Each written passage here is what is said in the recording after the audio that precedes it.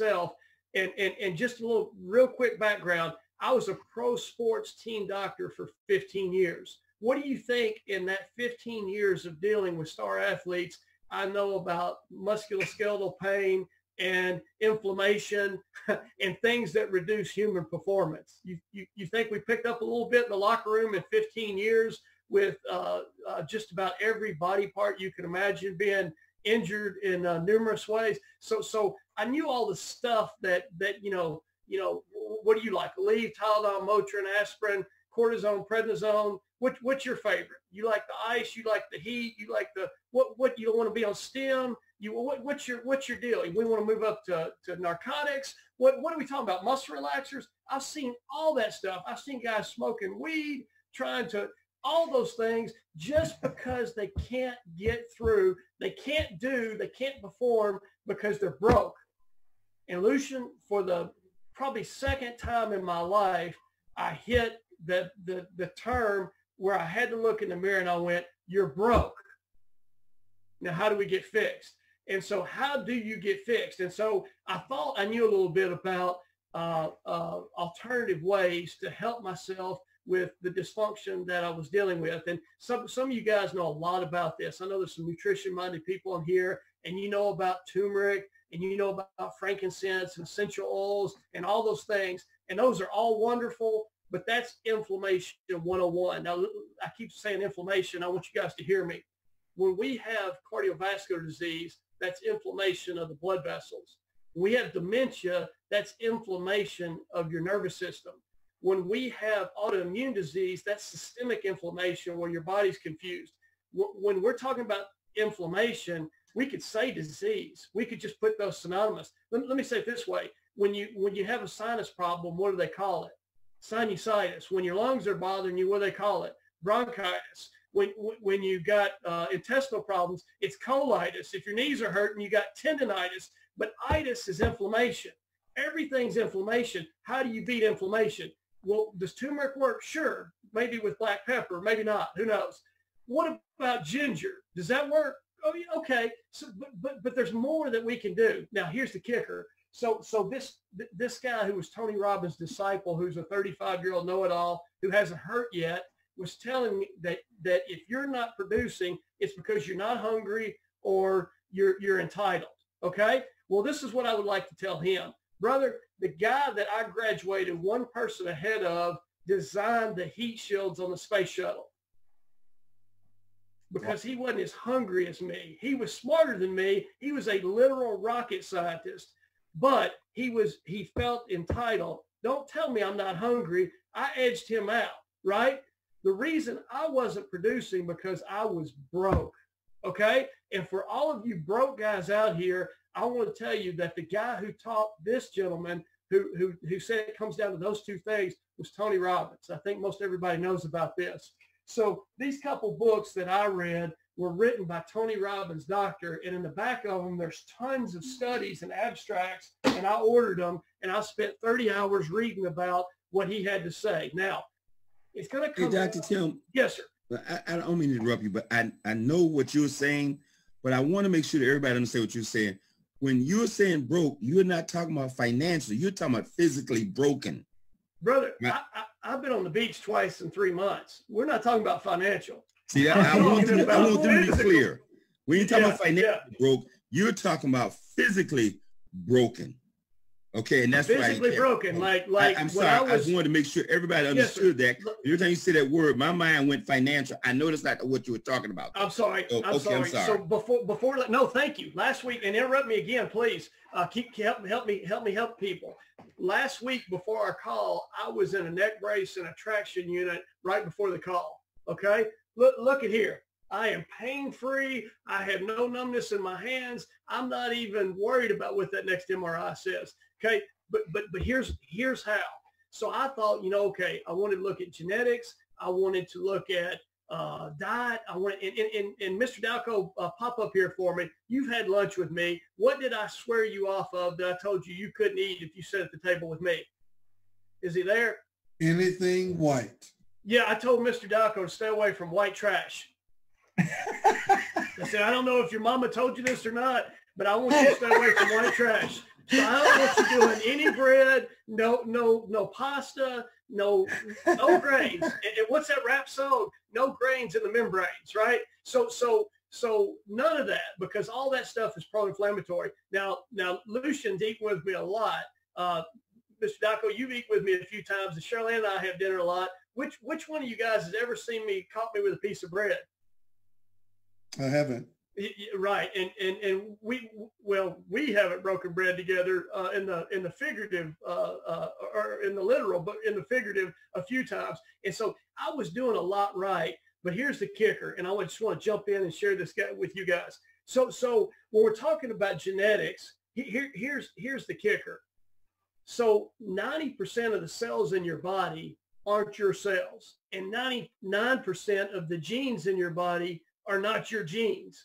And so if we're talking about genetics and 99% of what makes you up isn't you, what is it?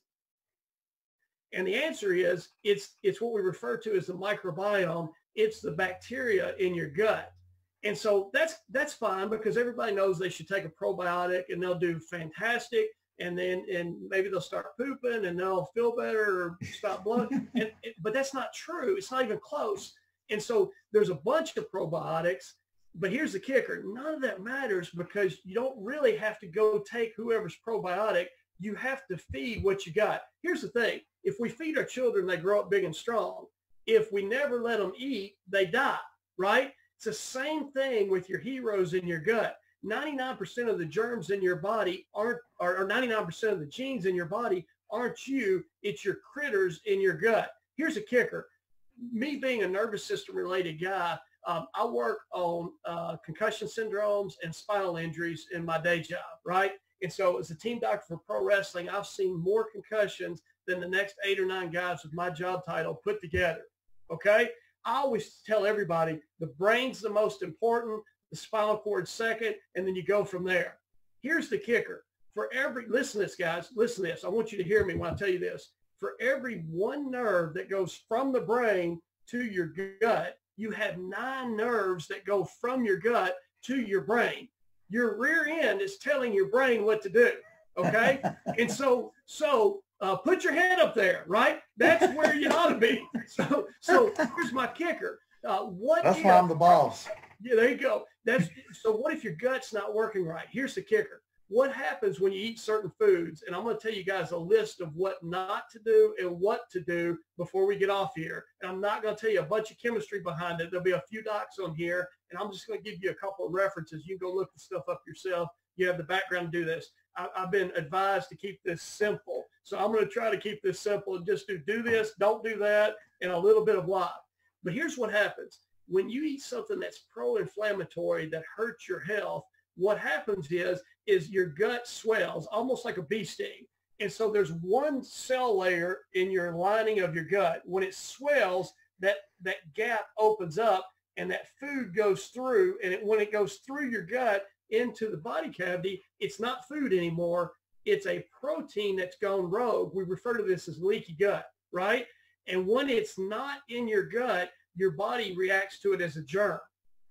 And so you have inflammation that's created in your body. Now, understand, white blood cells are like Pac-Man that go in and eat up the bad stuff, right? So let's say I have colitis.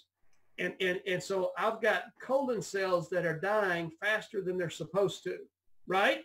So my white blood cells go in and clean up all the dying blood cells. But I've got a lot of bad blood cells because I've got a horrible diet. Me and Mr. Dalco have been doing some white trash together, right? And so I'm in terrible shape. So I'm losing all this colon tissue. So I got more and more and more and more white blood cells cleaning things up. I'm actually starting to eat some of my good colon tissue because it's not a perfect process. They can't just get the dead ones and stop perfectly with the last dead one. They start to chew on the good ones. Now my immune system is actually attacking me. That is the definition of autoimmune disorders. By the way, and I looked this up, 1983 was the Nobel Prize, and the Nobel Prize in medicine was given for the I don't want to say invention, the uncovering of the concept of autoimmune disease, 1983. Lucian was shaving in 1983. Okay. So it's been in our lifetime. It's been recent to the human experience. Okay. So here's the kicker. Why?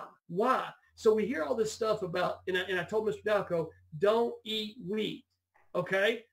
Wheat's the worst, but we call it barley, rice, oatmeal, wheat. Wheat's the worst. If you're gonna do one thing right tonight, stop eating wheat. But here's the kicker. It's not because of gluten. Gluten is in a family of compounds called lectins. Okay, guys, I want you all to become lectin experts. I'm going to give you lectin foods. You avoid them like the plague. I'm going to give you lectin magnets. You take as many as you can, and I'm going to give you foods that are not lectin containing foods. Lectins equal inflammation. Here's the other kicker. I made a couple notes and we're going to dumb it down. So here's the thing. Lectins, the worst one is something called wheat germ agglutinin, WGA, wheat germ agglutinin. Wheat germ agglutinin looks like, we call it molecular mimicry. It looks like some other molecules. Particularly, it looks like insulin. Your body can't tell the difference. So here's what insulin does. It allows you to use sugar and use it as fuel. But here's the kicker. If you have more sugar than you need for fuel, your body, insulin will take that and store it as fat. Well, when your body sees WGA, it stores things as fat.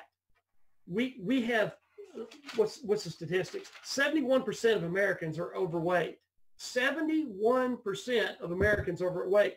38% are obese. What's that mean? You got to be 20% heavy, more heavy than your ideal to be considered clinically or medically obese. So if I'm supposed to be 200 pounds, at 239, I'm chubby. Okay. I'm overweight. At 240, I'm clinically obese. Okay. So to be obese, you're 20% more. Now, catch this. If we look at that, that's doubled in the last 20 years, right? As we've gone grain conscious. Now, here's the kicker. If you want some things that absolutely block these things called lectins, let me give you the easy way. The easy way is a couple supplements. So remember we talked about lectins equal inflammation, inflammation equals pain and disease, right? But here's the thing. So if we have a guy with knee pain or shoulder pain or hip pain, they might take something called glucosamine. Okay. For you guys who are supplement guys, you want to take N-acetyl D-glucosamine. That's the biggest, strongest cousin in the glucosamine family. Tony Robbins' doctor recommends about 200 milligrams a day of that. Glucosamine comes from shellfish. So if you're allergic to shellfish, don't take it. It's not worth it. But if you're not allergic to shellfish, that is a lectin magnet that gets it out of your system. So some people will rave about taking glucosamine. They go, I feel so much better. It changed my life. My knees aren't hurting. I'm not getting that knee replacement. I'm not getting a hip replacement. Some people don't get that much of a change with it. Okay. Some people can't take it because they're allergic to shellfish. Now, the other big supplement magnet is MSM. And I've heard people talk about MSM. They go, oh, it cures this, it cures that, and it cures whatever. The clinical data, and I've got 3 abstracts in my briefcase, it helps with dust mites, it helps with urinary disorders, and it helps with people who tend to have elasticity problems in certain organs like the bladder or lungs or things they're supposed to stay. That's it. That's all that medicine can prove MSM does. If you talk to MSM takers, they'll go, oh my God, it fixed me with this, it fixed me with that, it fixed them because it blocked lectins. Lectins didn't go through the barrier of the gut anymore. Their inflammation went down. If it went down in their sinuses, they don't have sinusitis. If it went down in their lungs, they don't have bronchitis. If it went down in their joints, they don't have tendinitis. But the reason MSM works is because it blocks lectins. Are we clear? So number 1, glucosamine. Number 2 is MSM. Number 3 is something called D-mannose. D-mannose, look it up, Google it. You want to do about 500 milligrams twice a day. D-mannose is another supplement that blocks lectins. Now, in the food world, here's what we do, okay? we want to make sure we don't feed these lectins. If we feed these lectins, we can't give our weeds fertilizer or they'll choke out the yard. Okay. So what you're eating that feeds lectins is sugars, because the sugars and the grains are the absolute fertilizer that cause these things that are killing you to flourish. Now, here's the kicker. You are what you eat, absolutely. But you are what you ate. I'm going to be we're grown-ups here if we're still up this late at night. Whoever you sleep with, you slept with whoever they slept with, okay? If you don't believe that, go to an infectious disease doctor and ask him, is that true? That's absolutely true. You are what you ate.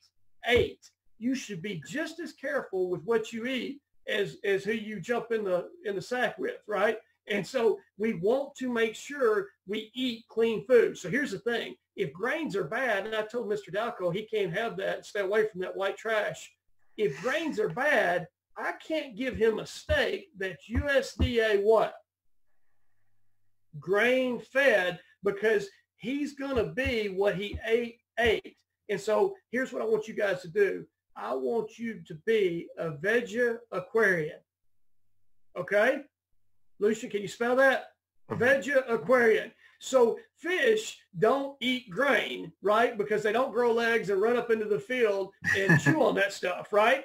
And so if we keep our animal protein, fish, and then we also can have eggs if they're not grain fed, then those are real clean animal proteins. And by the way, Google this. There's a process called gluconeogenesis, okay? Genesis means to create. Neo is new. Glucose is sugar. It's a new creation of sugar. So if we're on a keto diet and we're absolutely bombarding our cells with protein, we're converting that protein to what?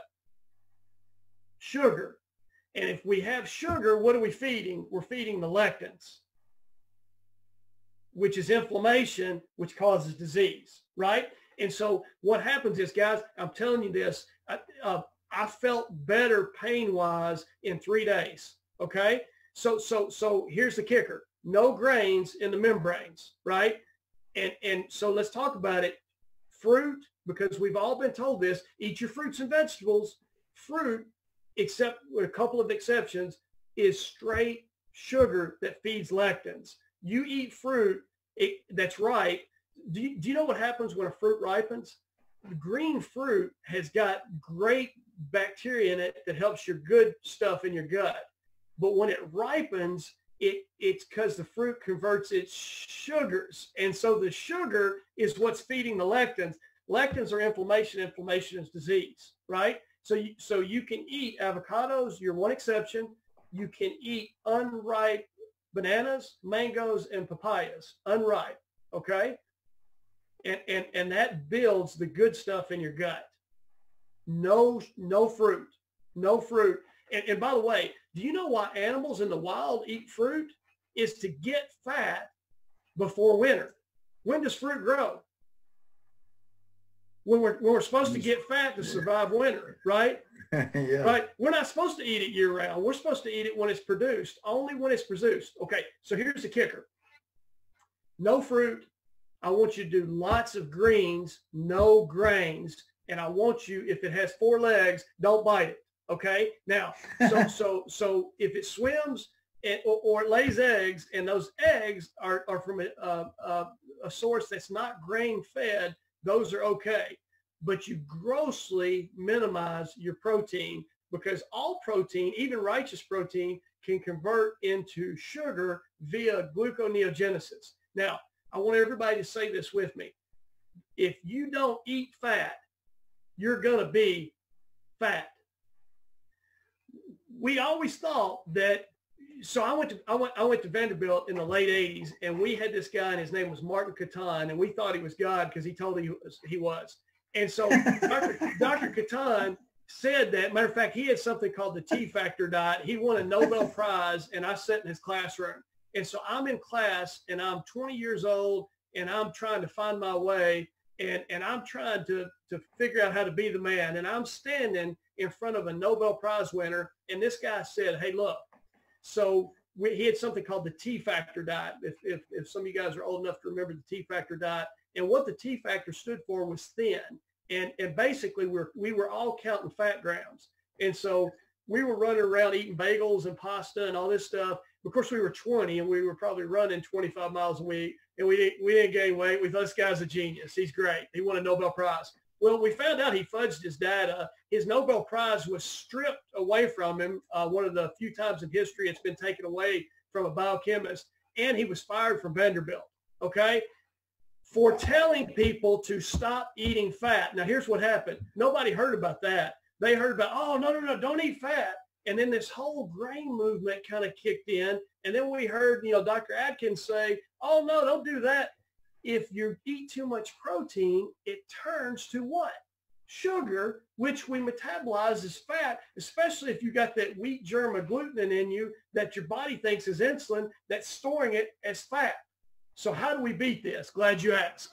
So food-wise, we have to do best food in the world. Matter of fact, eat raw okra. Okay, everybody write that one down. That's huge. If you'll eat 15 pieces of okra a day, all your money you used to spend on toilet paper, you're gonna just put that on okra.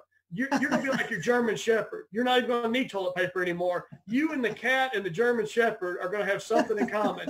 None of the three of you guys are gonna use toilet paper. And so, Lucian, I'm still using toilet paper just to make sure. But brother, I'm not. My wife will kill me if I go across the carpet, though. Yeah, well, don't do the boot scoot, but I don't want you scooting. But listen, I want you to feel like if you had to, then the carpet would be intact. Okra binds up lectins. Okra binds up lectins, and so one of the things that I tell everybody in my practice is we have a little conversation about mud butt. If you are leaving residue, and I coined a term, I patent this, I call it residue. And so if you're leaving residue behind, then you've got mud butt. And if you've got mud butt, it's because you have blood in your stool. You may not have much, you may not have an ulcer, but you're bleeding, and you're bleeding because you're inflamed in your colon. And this is where the war is won or lost. And so for years, I've been using people okra because I will get them over being anemic. We get their hemoglobin back up where they can think, and they get their cognitivity back. And so all these things work a whole lot better. Now, so here's the kicker. What do we do? What do we don't do? You got the supplement list. You know that you're not supposed to eat grain-fed, whatever, chicken, beef, turkey, pork, no grains in the membranes, right? Listen to the rap song. No grains in the membranes. You don't eat them. You don't eat anything that ate them, okay? And when you do that, you will drastically lower your inflammation in your neck, in your knees, in your sinuses. Now, here's the kicker. When you eat something, like you go to the Mexican restaurant and you eat salsa, by the way, one of the biggest producers of lectins in the human diet is tomatoes. Tomatoes are not a vegetable. They're a fruit. They have seeds. They're botanically a fruit. What do we say about fruit? Fruit equals sugar. Sugar equals lectins. Lectins equal inflammation. Inflammation equals disease. Tomatoes are killers. Peanuts are the other big lectin bomb. Those are terrible things, okay? And so stop doing, well, tomatoes are healthy. I love tomatoes in the summer.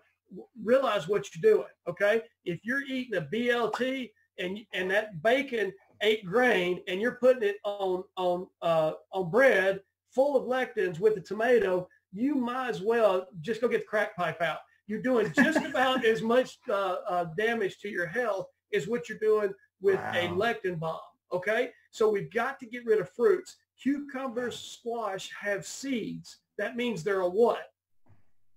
Say it. They're a fruit. Fruit equals sugar. Sugar equals lectins. Lectins equal inflammation. Inflammation equals disease. We don't do that stuff anymore. We just quit, right?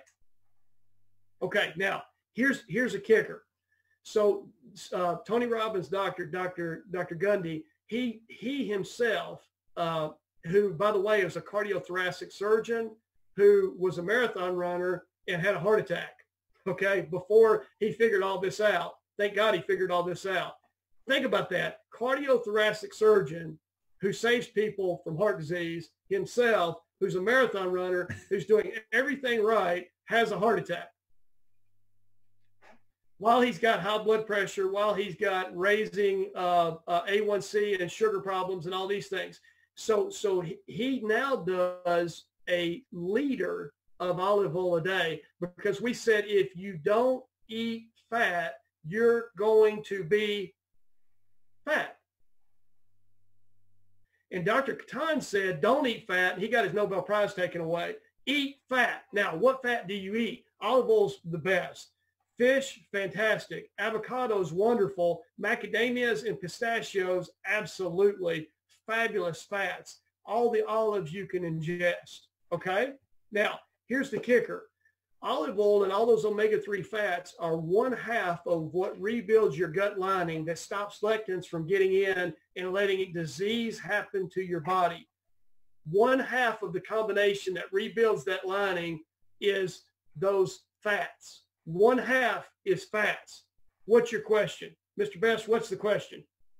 What's the other half, right? The other half that rebuilds your colon lining is vitamin D. When you put vitamin D, which 90% of Americans are deficient in, with that fat, those two building blocks together build a barrier that will not let those guys through the immune system, through the lining. And so you stop having that inflammatory reaction and everything calms down. And yes, you can start to feel it in 3 days. Okay? Wow. The lectin foods that get through there are horrible. Stop doing that. Rebuild that lining. You win the war. The supplements that help you to bind up those lectins so that that layer repairs, glucosamine, MSM, and D-mannose. The biggest no-nos you can do are peanuts, because they're a lectin bomb, tomatoes, all the fruits, and all the breads and cereals. Let me tell you a cereal story real quick. And I was going to try to keep this to 15 minutes, but it's 15 Carrot Bars minutes. So we're right on schedule. So there was a doctor in the 1800s, 1890s, turn of the century. His name was John Kellogg. Dr. Kellogg was obsessed with this concept. He was in a sanitarium. He was obsessed with getting psychiatric patients to have regular bowel movements, okay? So he thought if he could get their bowels, and he was on the right track, if he got the bowel fixed, then he could get the brain fixed, because one nerve goes down for every 9 nerves that go up, right?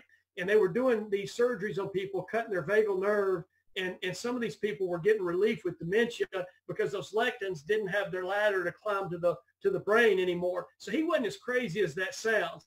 But he started giving people whole grains, and the sanitarium patients wouldn't do it. They wouldn't take them. The crazy people weren't as crazy as we thought they were. They wouldn't eat this garbage. So he put the corn into flakes and served it with probably the worst thing you can put on it, cow's milk. And we call that Kellogg's Corn Flakes. And he was the inventor of the modern day cereal that is absolutely causing more lectin exposure than, so we put that in front of our kids to start their day out. So we give them pro-inflammatory wheat covered by pro-inflammatory milk. And we wonder why they can't function in school and they need Ritalin, right? Because they have a deficiency in Ritalin, right? That's what it is. So we've got to stop poisoning our children. And those of you who got them off cereal and milk are giving them fruit. And you mean well, or you're giving them a whole wheat toast with, stop. We're putting grapes, jelly, strawberry, all the sugar stuff. And remember, sugars feed lectin. Lectins cause inflammation. And inflammation is disease, right? So what do? So we start their day out with avocado. We give them a couple of really 3 righteous eggs, right? And if we're going to give them bread as we transition them off of this thing, because we want to fool them, we're going to give them avocado toast, but we're going to do sourdough bread, because sourdough bread's fermented, and the bacteria and yeast in the sourdough eat the lectins, and so the best bet by far is sourdough, right? So better way to do really good. Now, somebody just put on here coffee. So here's I see it in the chat room. Whoever it is, thank you. God bless you. Oh, that's Miss Lisa. So I can't do any diet that doesn't include coffee. So coffee is actually not a proponent of lectins whatsoever. And put coconut milk in your coffee. And here's the other thing. One of the strongest prebiotics, and let me define that. Prebiotics are the things that make your good bacteria grow like crazy. One of the strongest prebiotics is what you put in your coffee, and it's called inulin. It's made from chicory and inulin. You guys have to know that. That's an essential that makes all your good guys beat the bad guys. That's how you feed your good guys. Inulin and okra and all those green vegetables and avocados. Those are the things that feed your good guys, right? And so you want your good guys to eat your bad guys. So inulin has something in it for you docs out there, FOS and GOS, fructooligosaccharides and galacto-oligosaccharides. Galacto-oligosaccharides are actually the stuff in mother's milk, and it's what mothers nurse their babies on, and it's not for the baby. It's not for the baby. It's for the bacteria in the baby's gut so that the good bacteria grows in their gut, and it's in mother's milk. And so the way that we're designed in our innate wisdom is that the good stuff comes from the mother, not to the baby, to the germs in the baby. And those germs come from the birth canal when they go through. So C-section babies don't even get those, right? How amazing is the process if we do it right? Okay? So guys, most important thing is fat, or you're going to be fat. Vitamin D3 as an essential. Until you get your good bacteria built back up, you must take a B complex, because the good bacteria that you don't have are where your B vitamins come from. So until you get those built back up, we got to have a B complex. We absolutely aren't doing fruit, because fruit is sugar, and sugar feeds lectins, and lectins cause inflammation. Inflammation is disease. So no fruits, okay? No Even grains, apples? Even apples. No I thought apples are supposed to be good for you. Apple a day keeps the doctor away. The apple a day keeps the coroner in business. So here's the kicker. So no grains in the membranes. Don't eat something that ate grains, right? You want to be a vegetarian. If it's a vegetable, a real vegetable, not a fruit like a tomato masquerading as a vegetable, but a real vegetable, bite it, okay? Whenever you can try to put olive oil on something, put olive oil on it, okay? And then tons of fats. You can't eat too many olives. You can't have too many nuts, because there's also protein in there, but you ought to get a handful of macadamias or pistachios or both every day. Okay. And then here's the kicker. Hold your hand up. However big you are, Lucian, put those big mitts up there. Yeah. So everybody look at their different size of the hands there. So if we cut off the fingers and the thumb and we look at the size of the palm of the hand, that's how much animal protein you're supposed to have a day. Okay. So if you're eating protein, breakfast, lunch, and dinner, or you're a keto guy or an Atkins guy, you're taking protein and converting it to sugar with gluconeogenesis. And so cut your fingers off, cut your thumb off, one hand, that's the size of the amount of protein you should eat. No, you can't have both. So we're going to cut your other arm off. So only the palm of your hand amount of protein. So here's the thing, guys. We always hear about breakfast is the best meal. So breakfast is really got another definition. And here's because we're consuming way too much. What Dr. Gundry found in his studies were three common denominators. The people who live the longest, hang on a second, the people who live the longest actually eat very little protein. They eat a ton of fat, and they do like no sugars in the forms of fruits or grains. And he's got a couple populations he's studying that are living in their 90s and their 100s. Lucia, go ahead. Could you hold those books back up for us and show what were those books? There's a couple of the best books I've ever read. So I started with this one called The Longevity Paradox. And so I read this one in like a day and a half, and it's phenomenal. Once you start, you're going to have to cancel your schedule. Fabulous. And in this book, he mentions this book. So I actually left the beach at lunchtime and went with my flip-flops and sand all over me into the bookstore, and I bought this one. And then in the back, there's studies. So for you docs out there who need the research and all that stuff, every single chapter he cites his studies. It's fabulous. And the guy's resume is off the chain. And he's got like a 7-month waiting list on his practice. Just tremendous. And so now this last part that I'm going to tell you are the main things that are going to kill your success. And you can't do this without your doctor. And so I don't know everybody's situation, and everybody can't call me. I've got a waiting list practice also. And so I can't handle individual cases. I want to give you the general things that'll make almost all of you guys successful in a general way here. But now here's the things that you have to consult your doctors about and clue them in. So here's the killers that will keep you from being successful. So the 4 things or so that will derail you on being lectin-free, inflammation-free, and disease-free from a drug standpoint are somewhere. I'm sorry, guys. Okay, so has anybody ever taken so much Motrin or ibuprofen or Aleve that you tore your stomach all to pieces? And when you tore your stomach all to pieces, those gaps came apart in your stomach and things snuck through. And the thing that you took to decrease your inflammation actually increased your inflammation. You can't live on Motrin and Advil and Aleve and all that stuff because that will absolutely chew you up. So consult your doctors and figure out how you can get as fast as you can get off of your non-steroidal anti-inflammatory drugs. They're literally killing your stomach. And that's no surprise. Anybody who's ever taken a high dose of those in a short amount of time already knew that. Now, this is probably why we're fatter than we were 20 years ago. We've got really righteous antibiotics now, okay? Matter of fact, we've got antibiotics that are referred to as broad spectrum antibiotics. They kill everything, but they kill everything good and bad. And so what happens is when we kill everything good out of our colon, and then all we eat is the foods that put back all the bad stuff, and we never eat the stuff that puts all the good stuff back in, just the bad stuff, then the bad stuff flourishes. So broad spectrum antibiotics should be, so when your doctor prescribes one of those, prescribes an antibiotic for you, say, hey, is that a broad spectrum? And is there any way that we can do something more specific than that won't wipe everything out?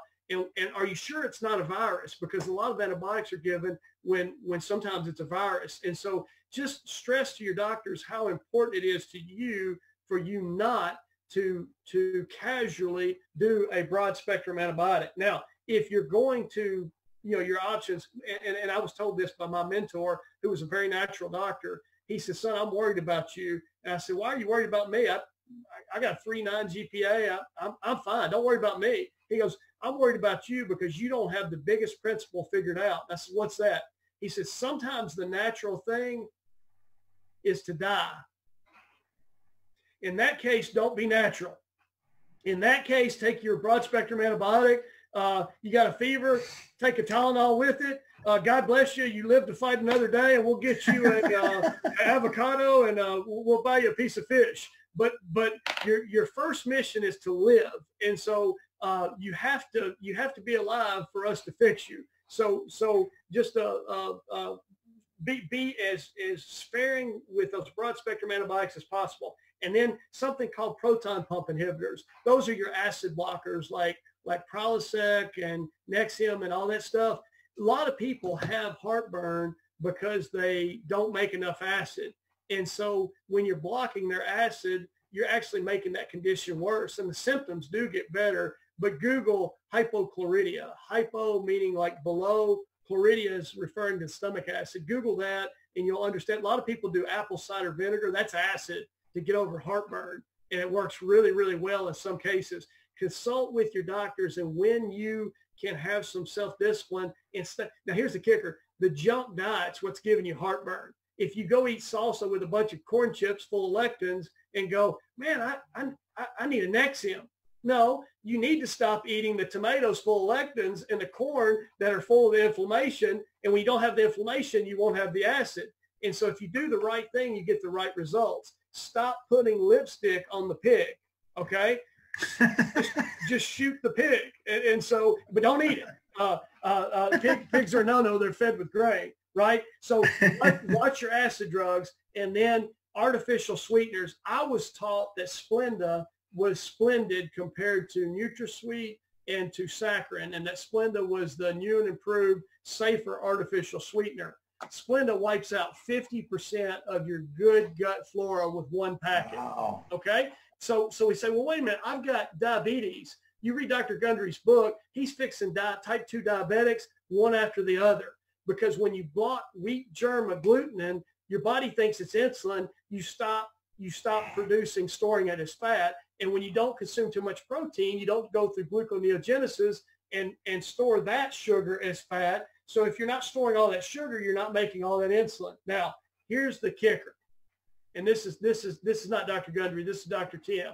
So one of the things that I absolutely do, Lucian, you see this, I've got a pill, and I tell my patients, no meal, no pill. You can't take this without food because it lowers your blood sugar. So I always take it at the end of my meals. And what it does is it makes my insulin work better so that my body doesn't have to make as much insulin. So if I don't have to make as much insulin, I'm insulin sparing. So I'm not going to become the type 2 diabetic. I'm also not going to become overweight. It's because I've got enough. I'm not insulin resistant because I'm not making much insulin. My body doesn't have to resist that.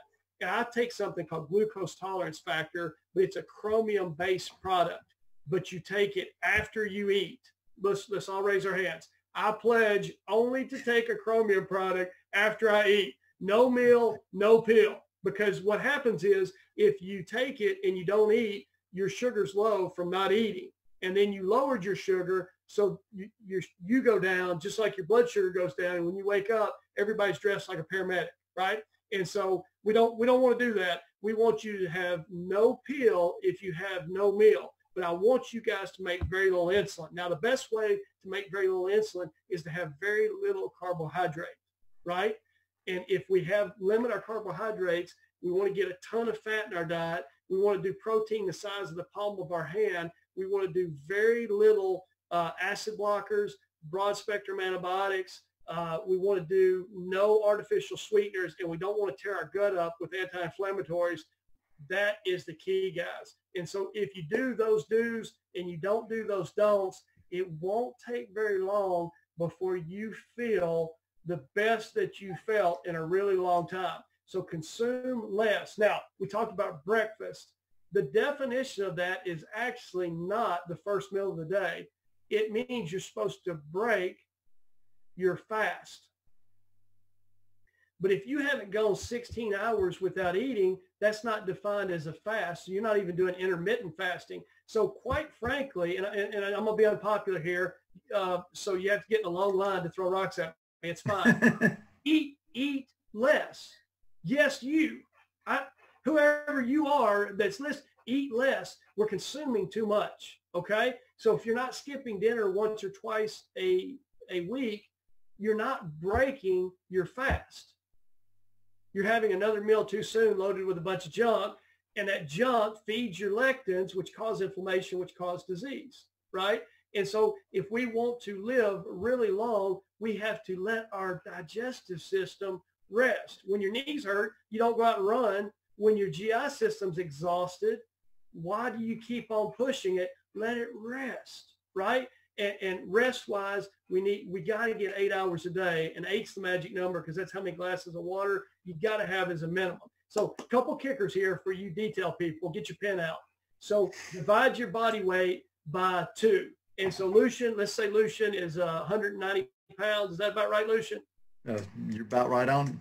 Okay, so we cut that in half. Lucian ought to be not too far away from 100 ounces of water every day. And if he's out in the sunshine all day sweating and lifting and all that, he ought to go way past that, right? So cut your body weight in half and drink that many ounces of water. Now, here's the kicker. This gets a little deep. So you'll want to learn this one for dinner parties. So if you want to divide your body weight in pounds into kilograms, you divide by 2.2. Okay? So whatever your where's my phone? So if we have a 190-pound Lucian and he's at a dinner party and he's wanting to impress somebody and we want to tell him how much he weighs, we're going to divide 190 by 2.2. and we're going to use an accent and tell everybody he's 86 kilograms, right? Doesn't that sound better? Yeah. So now the amount of protein you're really supposed to have is 0.37. So if you multiply that times 0.37, Lucian, you're supposed to have 32 grams of protein a day. I bet you did that at breakfast today, and again at lunch, and again at dinner. and we were taught that all that protein makes muscle, and you're trying to feed those big arms. And you guys talk about his arms. You hadn't seen his legs. So he's eating too much protein because he thinks he's doing the right thing, right? And so, yes, you can have almond milk in your coffee. So what you can't have is peanuts, and you can't have cashews because they're not really nuts. Peanuts are just pure lectins, and cashews are actually, I think, a flour. That's not even a nut. So macadamias and pistachios are probably the most righteous. Lots of coconut products, lots of olive oil. And so here's what we're going to do. The hour is late. I'm going to let each one of you ask one question as representatives of the group, and then we'll call it a night. And Lucian, I'm going to start with you. What about heartburn? What? Okay, so I told everybody Nexium and Prilosec is the Antichrist. And then if you got brutal heartburn, you're like, so I'm supposed to have, esophagitis, or, oh, that's an itis. So probably if we quit doing lectins, that would solve itself. But until it solves itself, write this down. There's something called DGL wafers, DGL. It stands for deglycerized licorice root. That actually coats your stomach and will help you with stomach acid. Zinc lozenges help with that also, and aloe vera juice. Your esophagus and your stomach lining is basically like your skin. I'm a little red right now because I've got my vitamin D3 level up at the beach, right? So a little sunburn. So I put aloe vera on my skin. My esophagus is skin.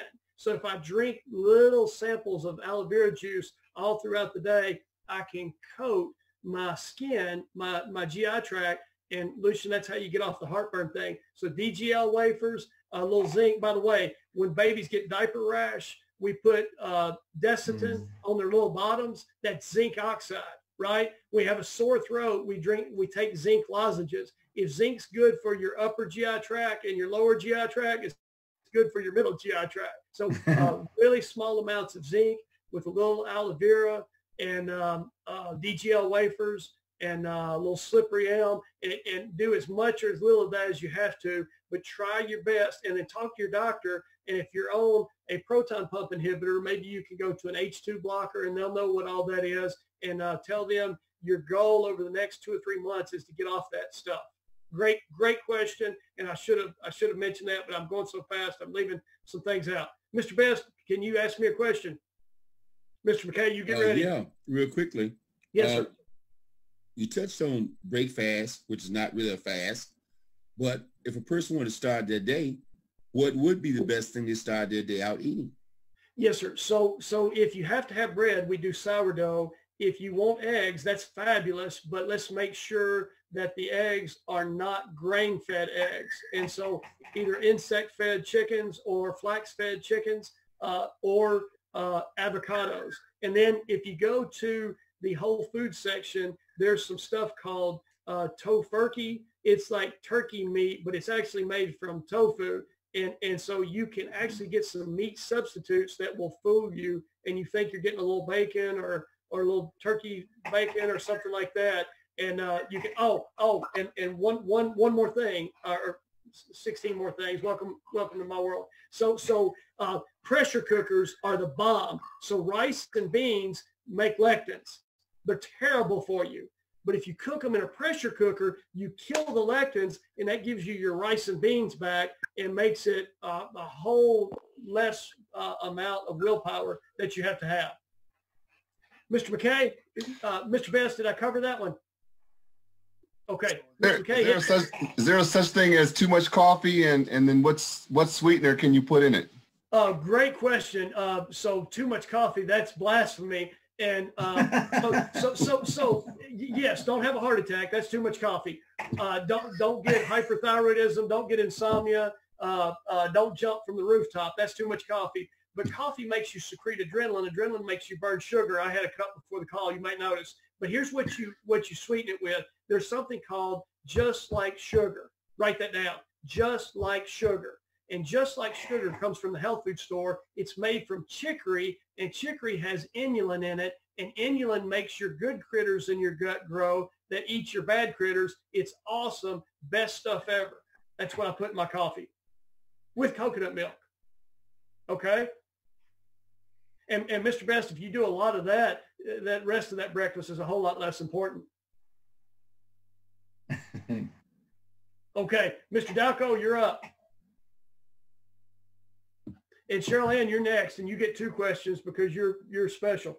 Dr. Tim, I already know the answer to this question, but I want you to share it with the people that are in the Please, I left a lot out. I want you to share with the people in the chat room. One of the things that I think is so funny is I'm seeing people say, what about this and what about that? That means we're all food addicts. Like literally, this chat room is so noisy tonight. People are like, I'd make a lot of money if I didn't have to eat. People are like, I thought this was a wealth buildings meeting tonight. It is, because we're going to get super rich because we ain't going to buy no food. We're going to be like crackheads. so brother, hang on. I want to hit you with something. Tell the truth. Have you ever watched the show Naked and Afraid? No, I haven't. Okay, well, you ought to watch it. On day 1, they go out there and man, they can't find anything to eat. So day 1, 2, 3, they're freaking out. They're grouchy. They're yelling at each other. They're about to fall out. Oh, I'm going to faint. This, that. The bugs are biting them like crazy because they're sucking on their sugary blood, right? Wow. Hey, day 18, they're hiking or 21, they're hiking to the extraction zone. They've had like 1 meal in 3 weeks. You can live 60 days without food. That's right. Okay? That's right. But here's the kicker. When you go a little while without food, you stop burning sugar as a fuel source and you start burning ketones, right? So write this down. MCT oil, medium chain triglycerides. That's what you cook with. MCT oil, mix it half and half with olive oil, put it on your salad. It is a ketone. Medium chain triglycerides don't have to be converted to ketones. They start there. You want to stay in ketosis and burn fat, be the prettiest guy. You're already the prettiest guy at your high school reunion, MCT oil. Okay, so here's the question for all of my addicts. Here's another addiction that I literally have. You told me about this and I still do it. That is the proof that I'm an addict.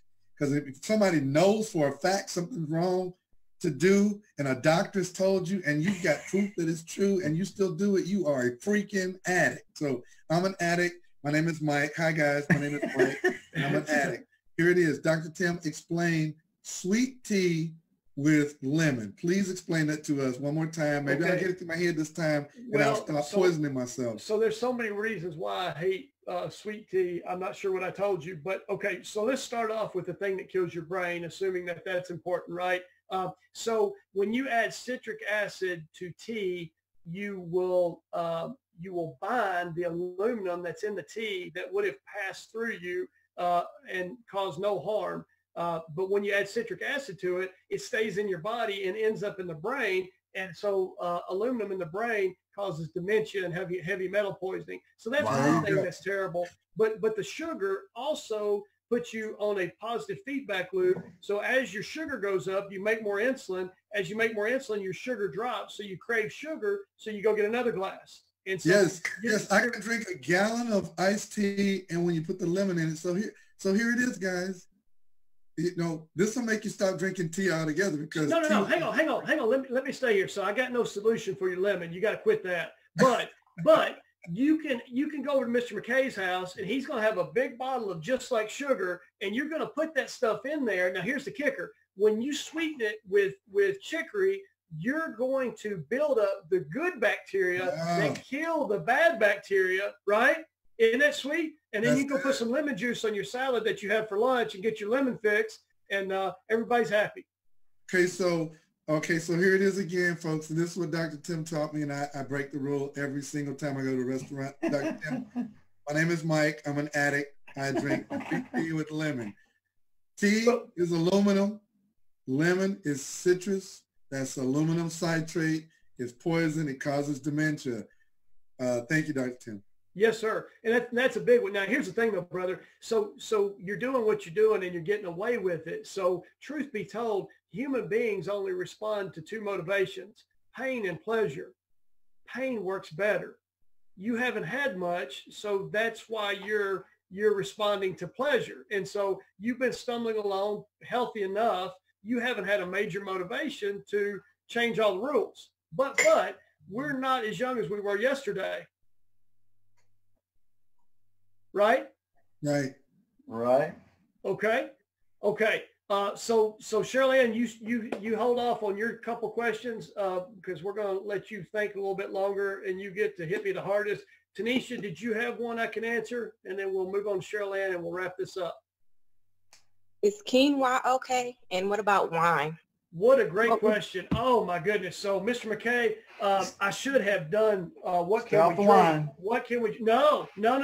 So red wine is full of something called polyphenols, and polyphenols actually are, have a couple things in them that are very, very, very good precursors and needed in the body. So the rule is 6 ounces of red wine in 24 hours, not to be exceeded. Okay. And what was the other question? Is quinoa okay? Oh, so I thought quinoa was like it's a cereal but not a grain, or a grain but not a cereal. But anyway, it's garbage. And so we've been fooled. It feeds lectins, and don't buy into that myth. So that's a no-no. So Mr. McKay, our beverages are mostly water. Okay, 6 ounces of red wine a day. And Lucian, how much water? Half your body weight. Half your body weight. Now here's the other thing. If you need a cola fix, I'm so Mr. Daco, my name is Tim. I'm addicted to Coke, the kind that goes down your throat, not up your nose. And so that's my favorite thing. So you can do sparkling water with like a teaspoon of balsamic vinegar in it. That sounds nasty, but you can actually kind of get your cola fix if you do that, and all that is righteous. And by the way, Tanisha, with your red wine, you can have 1 ounce of dark chocolate. Great way to finish the day. That's my reward. Hey, Dr. Tim, on while you're on the water thing real quick, a lot of stuff going on about this alkaline water. Yes, sir. Any comments? So here's the thing. 75% of planet Earth is water. 75% of your brain is water. 75% of your body's water.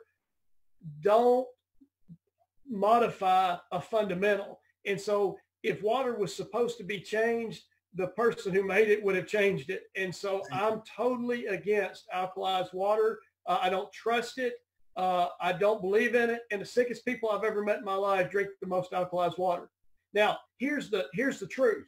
Here's the truth. You're supposed to be alkaline, okay? Quit grains, eat less meat, do less dairy, cut off the cheeses, pee on a pH stick. Tell me what you got. If you're doing what I'm telling you to do, you're so alkaline that if you do alkaline water, you'll be in alkalosis. And so you don't need alkaline water. You just need to do what we talked about. Okay? Is that a thumbs up? Yeah. Mr. Best?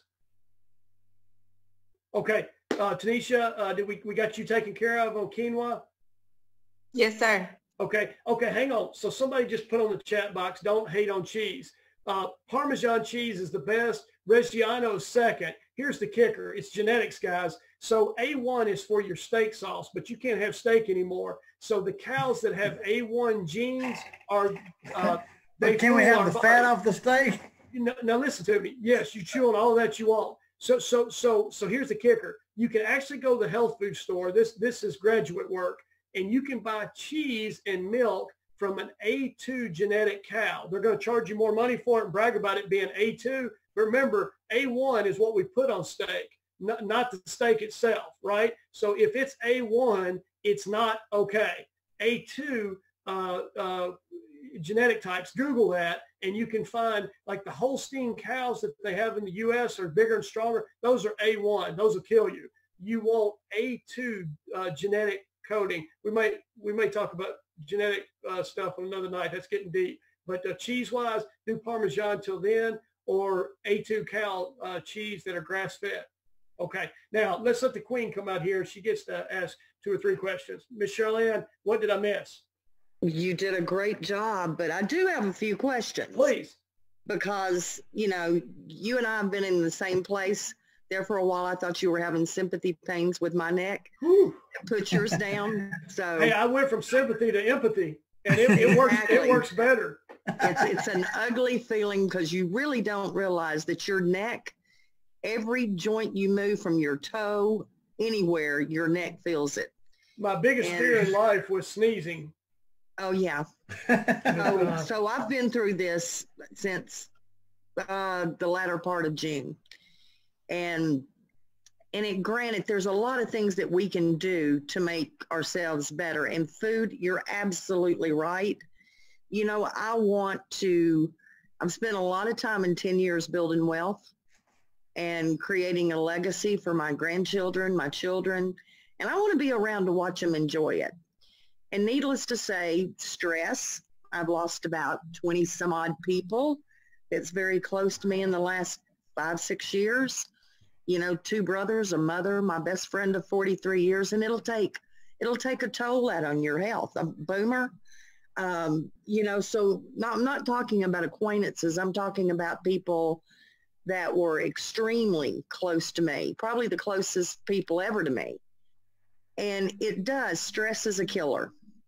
And so I've had to make, you know that I have to do this stuff. I know right and wrong. I live with a daughter that's gluten-free. She's gluten intolerant. So trust me, I hear it every day about gluten, and it's horrible for our bodies. But one thing that we've done, Tim, is because we do live in a house, Britt Gober is going to have his steaks. He's just going to do it, and his hamburgers. But we purchase, I mean, Sprouts. We're not talking, and when it's on sale at Sprouts, these are good options. You don't have to spend an arm and a leg. But Sprouts sells grass-fed and grass-finished beef. The same thing with chickens, natural, no grains, no antibiotics, none of that stuff. There's grass-finished and fed butter, grass-fed and finished butter. You know, that Kerrygold does that. What is your opinions on some of that? They also have it in the cheese, where the cows and everything were not raised on grain. They were completely grass-fed and grass-finished. And there is a difference. You have to see it say grass-finished, because they can feed them grass up until the last month. And a lot of times they will say grass-fed, but they don't tell you that they finish them with grains to fatten them up before they go to slaughter. So guys, here's the thing. Look at the pattern of nature. So like elephants that are big and fat don't have any heart disease. Elephants in captivity that eat grains have 50% of them have heart disease. Wow. Okay. And so now the other thing is, what do we always say about elephants? That guy's got a memory like an elephant. But that's because they're so full of those good fats. And remember, 9 nerves go up for every 1 that comes down. If you're full of good fats, your brain works fabulous. Dementia and all those different old age related things are way less. Now, here's the kicker. Your body will have what we refer to as molecular mimicry with some of these things like wheat germ, agglutinin, and that type thing, which, Shirley Ann, within your gluten-free house, make sure that those other lectins, those tomatoes, those cucumbers, those squashes. That's me. Yeah, you got that counts, and so that's pro-inflammatory. And so unless you're pain-free like Michael, you can't do those things. And so we have to behave. And so, but now the grass-fed, one of the grasses is alfalfa, and alfalfa is an estrogen. And guys, realize this. They give estrogen to cattle at the end to fatten them up so they make more money.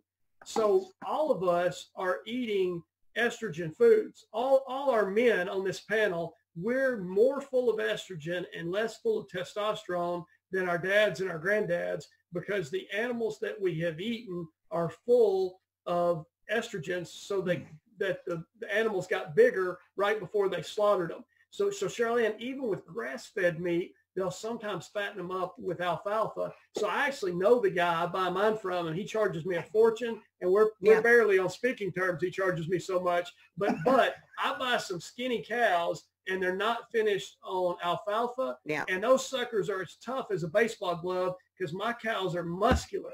And so when you're doing that, you have to cook them in a crock pot and you have to marinate them. I put mine in like pineapple juice for about 3 or 4 hours before sous vide them to tenderize them. Sous vide, right? Yeah, and have Lucia come over and beat them with his club, tenderize them mechanically. Yeah.